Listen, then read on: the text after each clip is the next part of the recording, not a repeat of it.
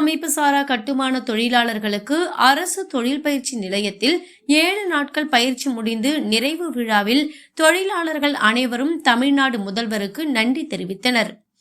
தொழிலாளர் நலன் மற்றும் திறன் மேம்பாட்டுத் துறையின் சார்பில் தமிழ்நாடு முழுவதும் 50,000 கட்டுமான தொழிலாளர்களுக்கு 12 தொழில் பிரிவுகளில் 7 நாட்கள் பயிற்சி அளிக்க வேண்டும் என அரசாணை வெளியிட்ட நிலையில் திருவள்ளூர் மாவட்டம் முழுவதிலும் உள்ள 1100 தொழிலாளர்களை மகாகவி பாரதியார் கட்டிடம் மற்றும் தமிழ்நாடு அமைப்புசாரா தொழிலாளர் சங்கத்தின் மாநில தலைவர் தனலட்சுமியின் முயற்சியால் கண்டறியப்பட்டு விளிம்பு நிலையில் உள்ள தொழிலாளர்களான கட்டுமான கொத்தனார் 50 நபர்கள், கார்பெண்டர் 25 நபர்கள், எலக்ட்ரீஷியன் 25 நபர்கள் என 100 கட்டுமான சங்க உறுப்பினர்களின் வாழ்வாதாரத்தை உயர்த்தும் விதமாக 3வது கட்டமாக அம்பத்தூர் தொழில்பேட்டையில் அமைந்துள்ள அரசு தொழில் பயிற்சி நிலையத்தில் 7 நாட்கள் சிறந்த முறையில் பயிற்சி அளிக்கப்பட்டது.